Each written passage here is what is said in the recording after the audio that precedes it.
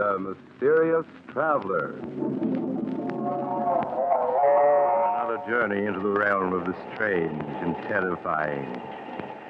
I hope you will enjoy the trip, that it will thrill you a little and chill you a little.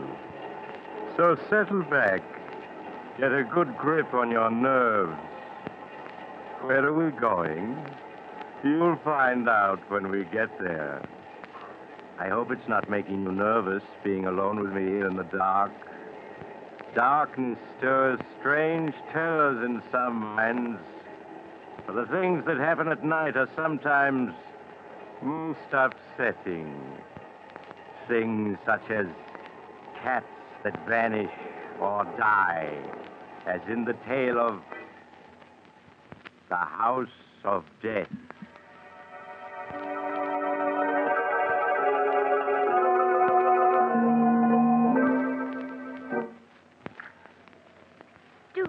Living out in the country this way, Louise. We're so isolated from everyone. Yes, Martha. It was much nicer when we lived in our own house in the village. Even if Roger and Hester are our nephew and niece, we should never have let them persuade us to move out here with them. Oh, doesn't that wind ever stop blowing? Martha, Roger and Hester are coming. I just saw the car turn into the drive. I hope they've brought a maid. Well, what's the matter with Toby and Queenie? Oh, mother's little darling's hungry. Even Toby and Queenie don't like living here. Yes, they do seem unhappy. But Toby hasn't been eating well at all. Oh, Louise is very foolish out living here with Roger and Hester. I think we should move back to our house in the village where we can really be happy. Oh, Martha, could we? I see no reason why we can't. So much nonsense about our being invalids and too old to live alone. Hello, Aunt Martha. Aunt Louise. Oh, Roger, were you able to get a maid for us? Oh, I'm sorry about that, Aunt Louise. I tried, but it's just impossible to get a maid these days. Roger, you know we need someone to push Louise around in her wheelchair. It's too much for me. Well, I'm sure Hester will do anything you ask. How are you, Aunt Louise? Aunt Martha? I brought you some good hot tea and some biscuits. Thank you, dear. Roger, Louise and I have been talking things over. Now, it is very kind of Hester and you to invite us to live with you, but we were much happier living in the village and would like to go back to our house. What? But, Aunt Martha, it's much better for you here. Of course. You're homesick, that's all. Why, certainly in time you'll come to love this place as we do. Now, we don't want to hear another word about your leaving us. We couldn't be happy thinking of the two of you living alone in that house in the village. Come along, Roger. Let them drink their tea. Yes, Hester. Well, see you both later. They're really so good to us, Martha. But I do wish they'd let us return to our own house. Tea tastes strange. You tried it yet, Louise? No. Why, yes, you're right. It does taste funny. Probably the water they use. Nothing out here seems as good as it was home. You better not drink any more of it. No, do you remember the little teas we used to give when we lived in the village? Mary Thompson came over every afternoon. It was so nice. There's no reason why we can't move back to our house and have those teas again. But you heard what Roger and Hester said. Our health isn't so good, and we need someone to look after us. Well, what of it? With all that money Father left us, we can afford a dozen servants. Yes, Louise, I think we'd better plan to return home.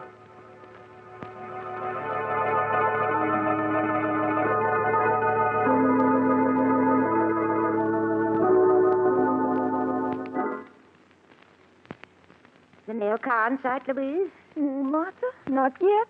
You know, I've been thinking quite a bit these past 24 hours about returning home, and I think we'll leave here in a few days. Oh, Martha, that would be wonderful. Oh, look, here comes George Gibson now with the mail. And that time, too. Yes. How would fat Toby and beautiful Queenie like to go back to their own little home? Oh, Martha, they understand perfectly what you're saying. Look how happy they are. Good they do. Hello, Aunt Martha. Aunt Louise. George Gibson just delivered the Sentinel. Oh, Here you are. Thank you, Roger. We've been waiting all day for it. Oh, that's all right, Aunt Louise. Hester will soon bring you your supper. Now, let's see. Oh, Martha, let's look at the obituary notices first. That's just what I was turning to, Louise. Here we are. Did anybody we know die? Now, let me see. Oh, yes, yes. Yes. You remember Amos Wilson, don't you? Yes. He died 2 days ago. Poor Amos. He was about your age, wasn't he, Martha? Certainly not. He was a good deal older. Martha, look at this. Hmm? Why, it says Mary Thompson is entering the home for the infirm. The poorhouse? Oh, no, it can't be. Oh, the dreadful place. I'd sooner be dead than in that home. Poor Mary. Oh, I shudder every time I think of that horrible place. The poorhouse. Martha, after we move back to the village, can't we have Mary come to live with us? Yes, of course. Going to the poorhouse would be the death of her. Oh. Huh? Louise, what are you staring at in this paper? No. No, it can't be. What can't be? Read what it says in the real estate column. Hmm? The old Abbott mansion, owned by the Mrs. Martha and Louise Abbott, has been put up for sale by their nephew, Roger Abbott. What? Why, it must be a mistake. We never told Roger to sell our house. I wouldn't dream of it. Oh, Martha, it's been in the family for almost a century. How could Roger do such a thing? I'll soon find out. Roger! Roger! Now, Martha, you mustn't get excited. But why should he want to sell our house? Are you calling me out, Martha? Yes, Roger. What's this in the Sentinel about our house being for sale? Oh, is it in the Sentinel? Oh, I'm sorry. It is a mistake, isn't it, Roger? No, Aunt Louise. Oh. You see, as co-trustee of Grandfather's estate, I thought it would be a good idea to sell the house. Prices are high these days, and the house is rather old. But you had no right to put the house up for sale without telling me. I won't hear of the house being Now, sold. you mustn't get excited, Aunt Martha. If you don't want the house sold, I'll remove it from the market. Oh, please do. We couldn't live in the house if it was sold, could we? All Louise? right, all right. I'll take care of everything. Everything's going to be all right now. I don't like it, Louise. I don't like it at all. Why did he try to sell it without telling us? It does seem strange. Louise, we must get in touch with Judge Smith. Yes. He's the administrator of Father's estate, and he'll take care of everything for us in the way we want it. It isn't that I don't trust Roger, but you must recall the scrapes he was in when he attended college. His conduct after that.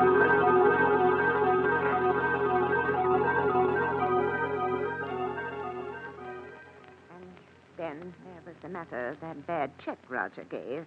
If it hadn't been for his dear father, he would... Someone's coming, Martha. I have your suppers for you.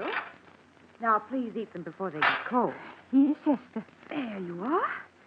Just call me if there's anything else you want. Yes, does Mother's beautiful Queenie want something to eat? I don't see Toby any place around. Well, he's probably in the kitchen. Now, say pretty please, Queenie, and Mother give you this nice piece of meat. That's Mother's darling. Here you are. Oh, isn't she lovely, Louise? Oh, yes. Queenie has such wonderful manners. We'd better eat our soup before it gets cold, Martha. Yes, and as I was saying, Louise, I don't care for Roger's attitude at all. Ask me, he's been behaving very strangely. Yes, Martha. Martha. Hmm? Martha, that piece of meat you gave Queenie doesn't seem to have agreed with her. She looks ill. Yes, you're right. Oh, Queenie, what's the matter with Mother's little Martha, darling? she's in agony. What can we do? Roger, come quickly. Oh, poor Queenie. Roger. She's suffering so. Oh, Roger, do something. We must help poor Queenie. Oh, Roger, look. I'm afraid it's too late, Aunt Martha. She's dead. Dead? But it can't be. She was all right just a few minutes ago. Things like this will happen, Aunt Martha. She was old. She probably had cramps. Roger, you better take Queenie out of here. All right, dear. Poor Queenie. We've had her ever since she was a little kitten, 12 years now. There, Aunt Louise, you mustn't cry. You still have Toby. Now, why don't you eat your supper? You'll feel much better if you do. Esther, how can you speak of food at a time like this? With poor Queenie's body not even cold. I'm sorry, Aunt Martha. If you want me, just call. Oh, Martha, it won't be the same without Queenie. I simply can't understand it. 1 minute Queenie was perfectly well. Then after you gave her the meat, she became ill. Yes, she was perfectly well until she ate the meat. Louise, the meat, that's it. Don't understand, Martha. The meat, it was poisoned. Poisoned? Louise, that poisoned meat was meant for us. Martha, You don't mean that Roger and Hester... Oh, no. Yes, no. Louise, they're after our money. Oh, what are we going to do? We can't get at the phone. Got to get in touch with Judge Smith. Our lives depend upon it.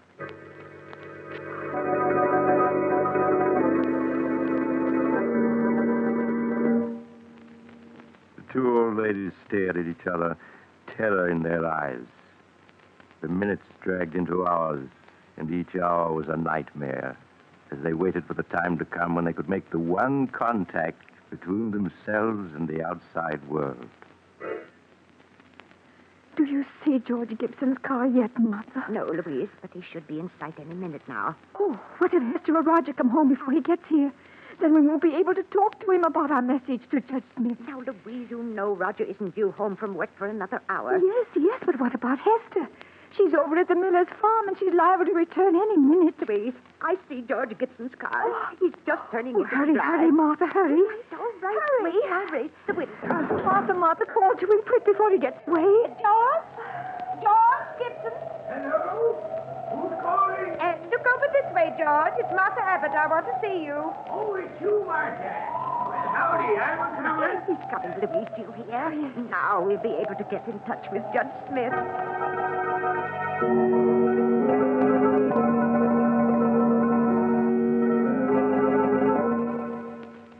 But after George Gibson left the Abbott sisters, he met Hester a half-mile up the road. The two conversed for a minute. Then George Gibson continued on his way. Hester stared after him as he drove away, her face tense and white. Then, as if suddenly understanding the implication of his words, she turned and ran towards her home, her heart pounding with fear. Roger, I just met George Gibson, and he told me that when he delivered the mail here, Aunt Martha and Aunt Louise called him into the house. Call him into the house. Yes. They asked him to get Judge Smith for him at once. I told you it wasn't safe to leave them alone, even with the phone locked in our room. All our plans may have been for nothing. Oh, Roger, do you think they suspect? I don't know. I do know it was a mistake letting them talk to George Gibson. After all our careful work, we can't let everything be spoiled now.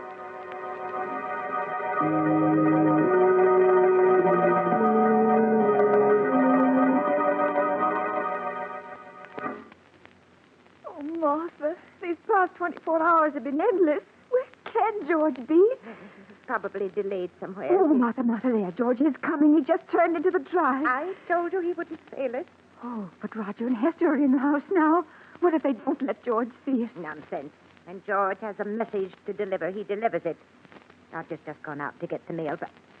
Louise. What is it, Martha? What's wrong? That isn't George Gibson driving the mail car. What? The man driving it's only a youngster. Now he's leaving. Martha, what does it mean? I don't know. I don't understand. Perhaps George is ill and he couldn't come today. Hello, Aunt Martha, Louise. This magazine just came in the mail. Thought you might like to see it. Thank you, Roger. Why didn't George Gibson deliver the mail? Oh, so you noticed there was a new driver today. Yes. I'm sorry to tell you this, but poor George Gibson was killed last night. Killed? Oh, no. He had an accident as he was returning to the village. An accident? Yes. I don't want to speak any more about it. It'll just upset you. Hester will bring you your supper soon. Oh, poor George. That means Judge Smith never got our message. Oh, Martha. Louise, don't you see? It wasn't an accident. But Roger said it was. George was deliberately killed to keep him from going to Judge Smith. Martha, you don't mean that Roger and Yes, Hester... Louise. They won't stop at anything to get our money. Oh, Martha, I'm so frightened. Oh, we must have courage or we're lost. Oh, but if we can't get word to the outside and they're poisoning our food... Oh, we haven't eaten a thing since poor Queenie died. We can't go on throwing food away or we'll starve. There's only one thing to do, Louise, if we're not to starve. Toby, must sample our food before we eat it. You mean to see if it's poisoned? Yes. Oh, I know it's dreadful risking poor Toby's life like that, but it's the only thing to do. And meanwhile, we must get in touch with Judge Smith. We must.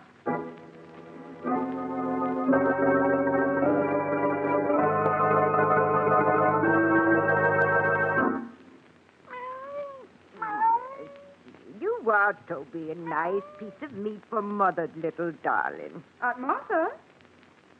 are you feeding Toby? He gets plenty to eat in the kitchen. Of course. I've always fed Toby from my own plate. He expects it. But, Aunt Martha, if you feed that meat to the cat, there won't be enough for you. Yes.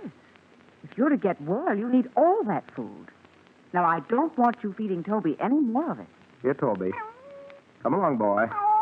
Come on out to the kitchen while Aunt Martha and Louise eat their supper.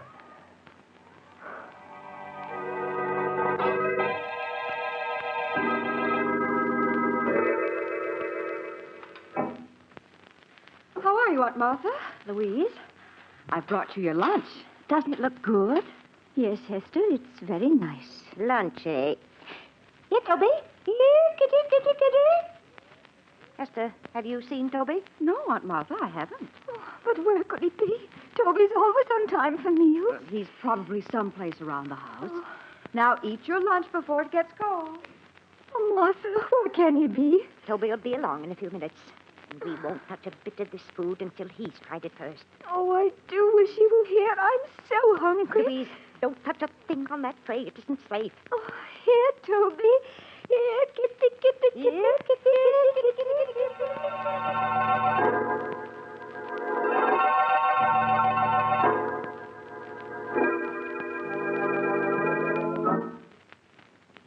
Good evening, Aunt Martha. Louise, how are you? Good evening, Roger. I have your supper here for you two. What? Aunt Martha, neither of you ate your lunch. What's wrong? We weren't hungry, Hester. Have you found Toby yet? No. I've looked everywhere for him, but he seems to have disappeared. Oh, no. Now, you mustn't worry. I'm sure he'll turn up. Yes. Aunt Martha, you and Louise can't afford to miss meals in your state of health. Why, certainly not. Now, we want you to eat everything that Hester has brought you. Yes, you'll make us very unhappy if you don't. Now eat it while it's hot. Come along, Roger. I'll get you your supper. All right, dear. Did you hear what she said about Toby, Louise? Yes, he's vanished. Nonsense. They've killed him. You saw how angry they were last night when we fed Toby from our plates. They've killed him, so he won't spoil their plans. Oh, Martha, what are we going to do? I'm so hungry. Got to get word to Judge Smith before it's too late. But how? Tomorrow, I'm going to go out to the road and try to get to the village. But, Martha, it's 2 miles to the village, and you know you can't walk more than a few yards. You're not strong enough. Louise, with either starvation or poisoning staring us in the face, we haven't any choice. I must try to reach the village.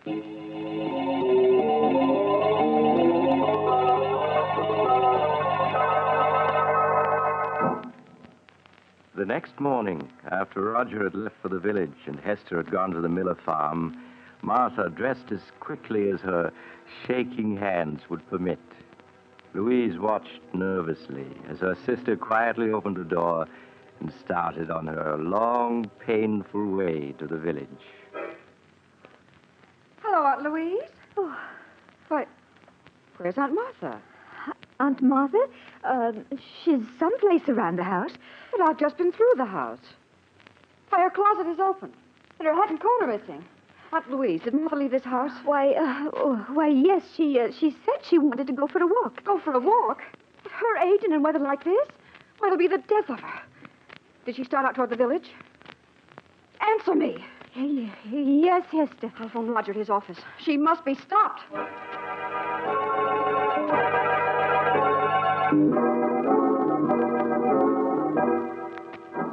20 minutes later, as Roger drove along the road leading to his home, he saw a small figure in the distance.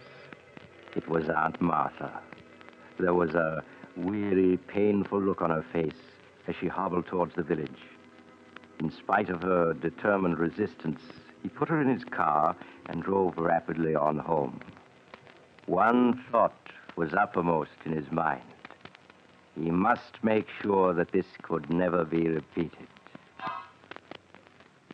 Oh, Martha, I'm so hungry. Yes, Louise, I know. So am I. We've gone 3 days now without eating. We left them our money and our wills. Why must they kill us? They're nothing but common murderers. Oh, if there was only some way to get word to the village. Louise, I've got an idea. What is it, Martha? If we were to set fire to the house, they'd see it in the village. Yes. And then the fire company would come out. Then we'd be able to tell them we'd be saved. Oh, but Martha, Hester and Roger would put out the fire before it could get big enough. Louise, I know a way we can prevent them from putting out the fire. You do? Yes, and we can save ourselves, Louise. We can save ourselves.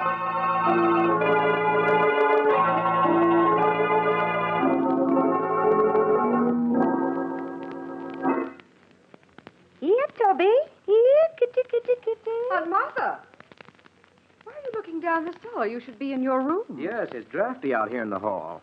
Now, come on, close the cellar door and go back to your room. But I heard Toby crying. He's down in the cellar, and I won't go to my room until I get But him. Aunt Martha, Roger, just to put Aunt Martha's mind at ease, why don't you go down to the cellar and see if Toby is there? Oh, all right. If you ask me, it's just a waste of time. Oh, please help him look for Toby, Hester.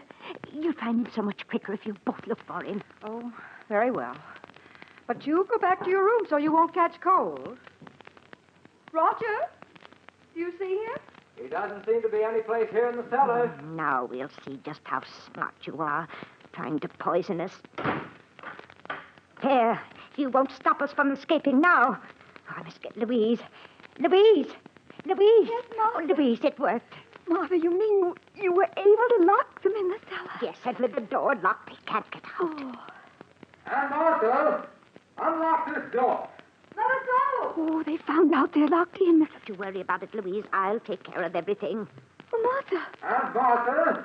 Martha, what are you doing with that kerosene lamp? I'm pouring the kerosene around the room so that it'll burn better. Oh, Are you ready to leave, Louise? yes, Martha. Then I'll strike the match and start the fire. Please, Aunt Martha, please open the door. Oh, how quickly it's starting to spread. Yes, we better leave. I'll push your wheelchair, Louise, and you try to help by rolling the wheels. Yes, Louise. There. Yes, we're coming along nicely. Oh, Martha, I hate the babies. Louise, you mustn't waste any pity on them. Even if they are our niece and nephew, they're nothing but common murderers.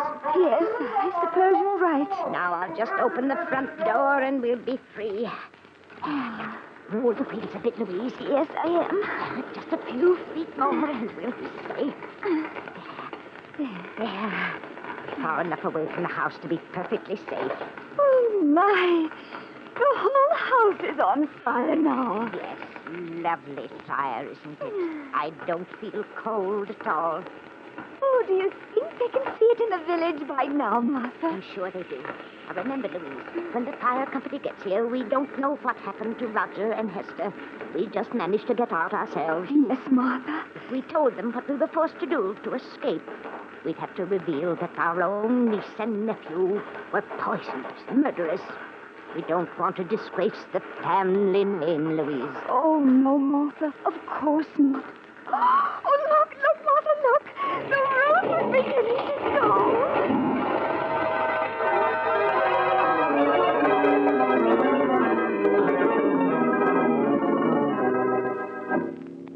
A few minutes later, the fire company arrived to find Martha and Louise in the garden, staring at the roaring fire which had been their home. It was too late to save the other occupants of the house, so the men were forced to stand by helplessly and watch it burn.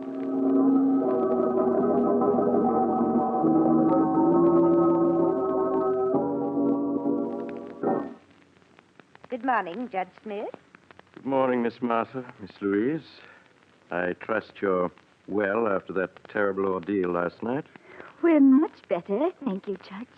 Well, now that your niece and nephew are gone, we must plan for your future. Oh, you don't have to bother, Judge. All we want to do is move back to our old house, hire a few servants, and live as we used to. Oh, and I was wondering if you could arrange to have Mary Thompson come live with us. I won't hear of her going to that dreadful home for the infirm. Oh, no, it would be the death of her. Ladies, I'd hoped I'd never have to reveal the truth to you, but now it appears I must. I don't understand, Judge. Last month, the bonds in the trust fund your father left you became utterly worthless. What? Your nephew and niece were afraid the shock of learning you were penniless would kill you. So it was decided to keep the news from you. That's why the three of us persuaded you to move in with them. Your house here in the village had to be sold to meet debts of the estate. That can't be. Father left us so much. It's all worthless now. Perhaps I should have told you this a month ago. But your niece and nephew wouldn't hear of it. spite of the fact that they had only Roger's salary to live on, they were determined to prevent you from ever learning of your misfortune. But the deaths of poor Queenie and Toby, of George Gibson. George Gibson? Yes. I'm afraid I don't understand. Surely you heard he was killed a few days ago when a tire on his car blew out and it overturned. You mean he wasn't murdered? Certainly not. Are you feeling well? Has my news been too much for you? No. Well, now that your niece and nephew are gone and there's no one to support you, I'm afraid there's only one thing left. One thing left? What's that? I'm sorry to say, the home for the infirm, the poorhouse.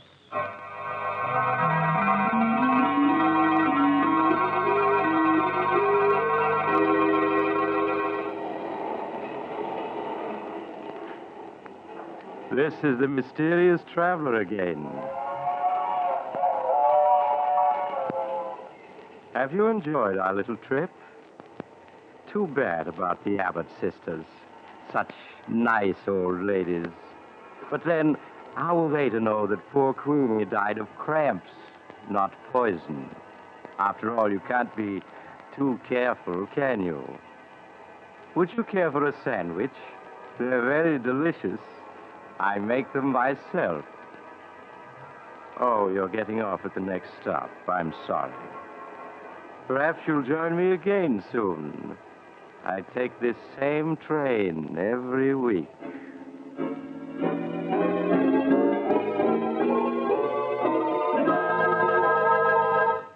You've just heard Chapter 9 of The Mysterious Traveler, a series of dramas of the strange and unusual brought to you each week by station WOR.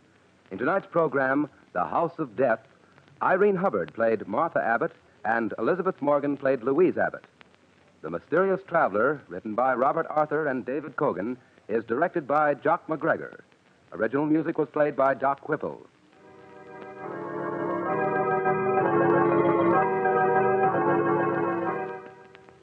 Listen next week to a tale titled The Man Who Knew Too Much.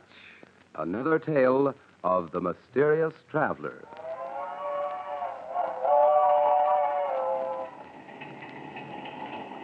The Mysterious Traveler is presented by WOR Mutual every Sunday at 7 over most of these stations. This is Mutual.